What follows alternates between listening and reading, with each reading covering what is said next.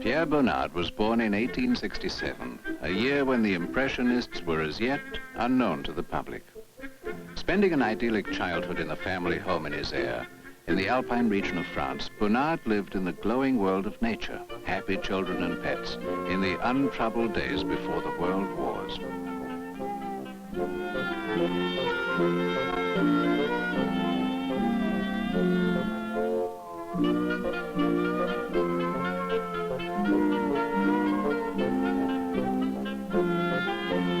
All his life, this man saw things through the innocent eyes of a sensitive child.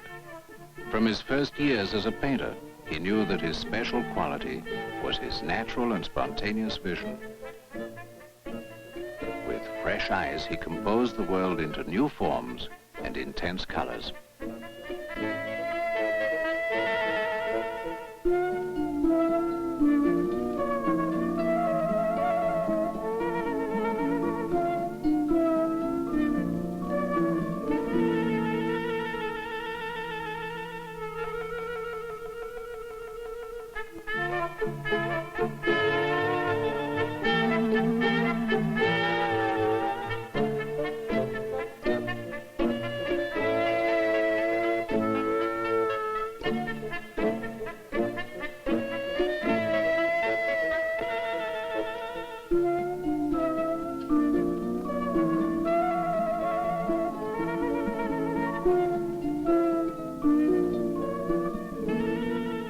His first paintings, the quiet recordings of intimate household life, the family table and country scenes, foreshadowed the themes which he developed throughout his life.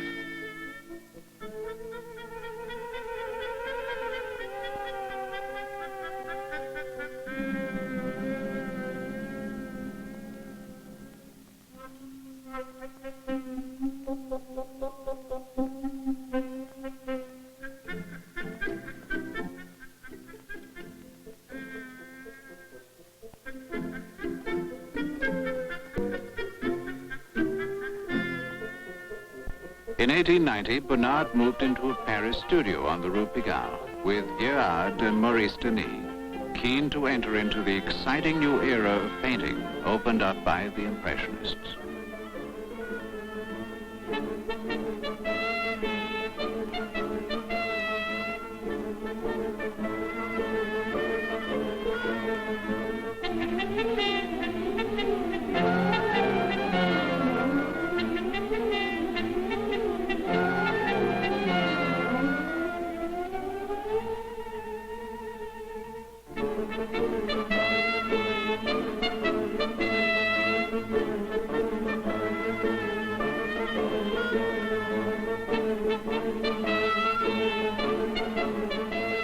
Bonnard's lively humor dwelled with an affectionate interest on the busy life of the streets. The ladies in their feather hats and flounces, the horse-drawn cabs and bustling life of the cafes and theaters.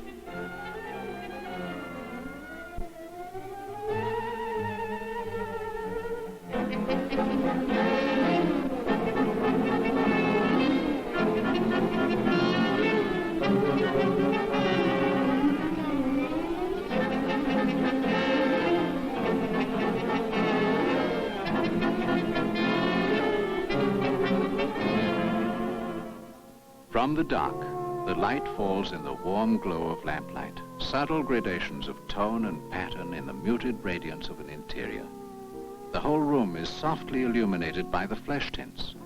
A golden glow seeps into the colors from the ambient light.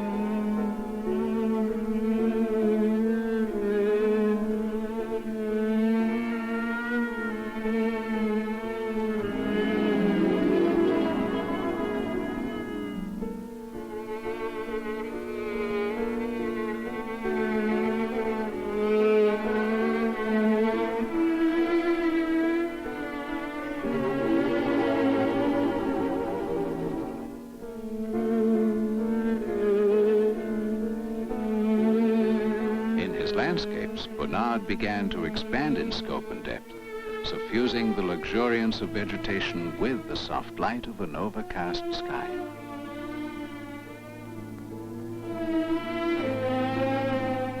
In 1912, he bought a country house on the banks of the Seine, which he named Ma Roulotte, my gypsy caravan. Every day he took long walks through the beautiful Seine Valley and often visited Monet, who lived just across the river. On the threshold of this world, he pondered deeply on his art.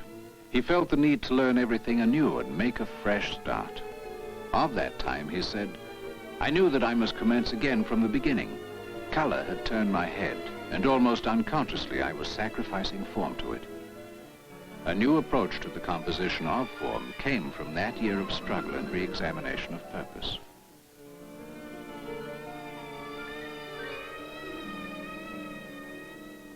Hidden under the intense energy of his orchestration of color, Bonnard's mastery in developing new terms of space composition was not generally recognized until Cubism and abstract expressionism had run their course.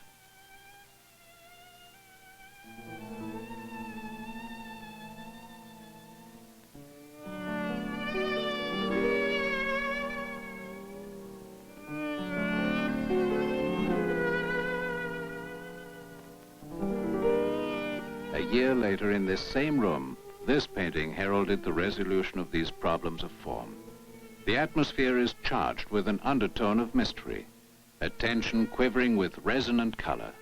The range between interior shadows and full sunlight holds an endless interplay.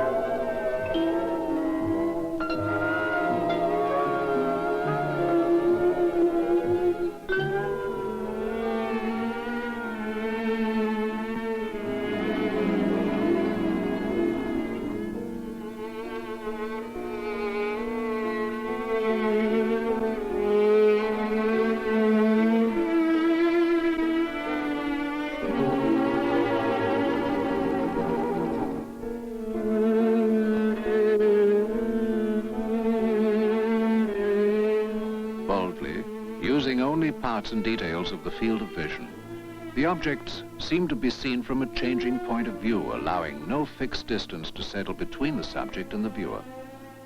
By arranging his viewpoints upon a vertical order, he discarded the classic formulas of perspective composition. Now, each object came direct to the eye.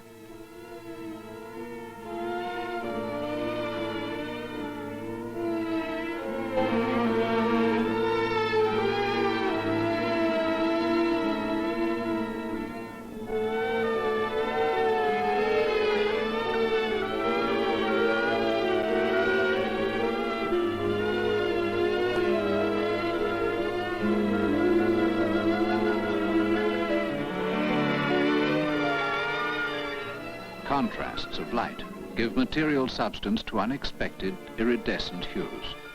Original combinations of intense colors, brought together with unerring intuition, charge the changing patterns with vivid life. Color was the touchstone by which Bonnard probed the limits of perception.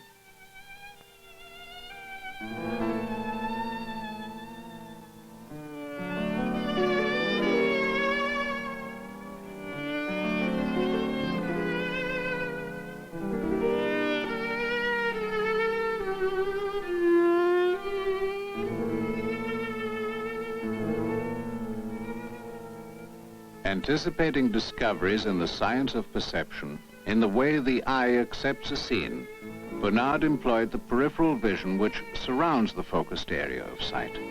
By masking and interweaving the separate planes of depth, the central field is constantly shifted. No sooner is a gesture begun than it is cut short by another, merely glimpsed.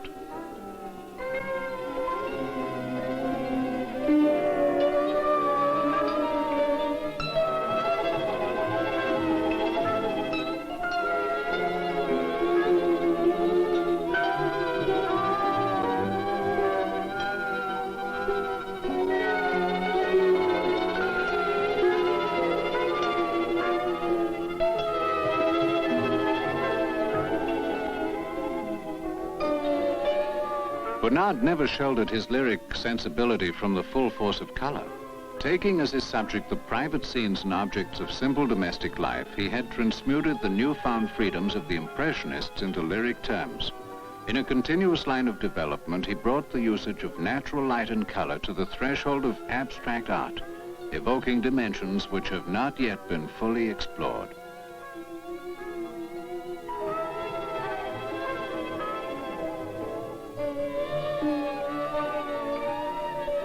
Toward 1939, Bonnard moved to the little house in the south of France, where he spent the rest of his life.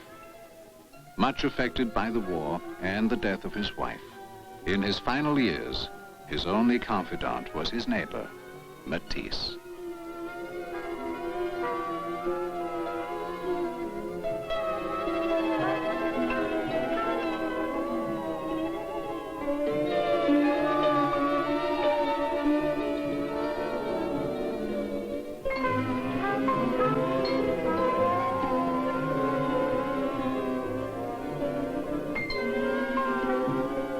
He wanted the texture and substance of every square inch of his painting to be strong and sumptuous, even at the expense of recognizability.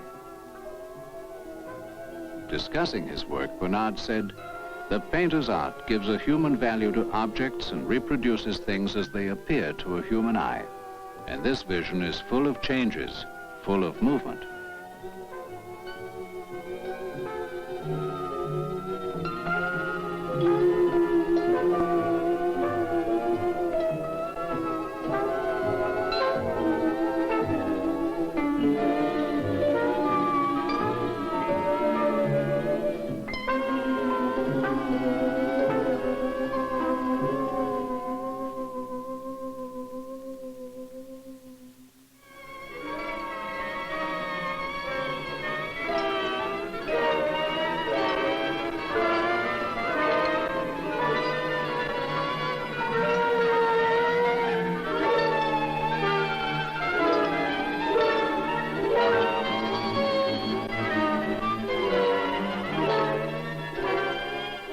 In art, as in life, there is a mystery.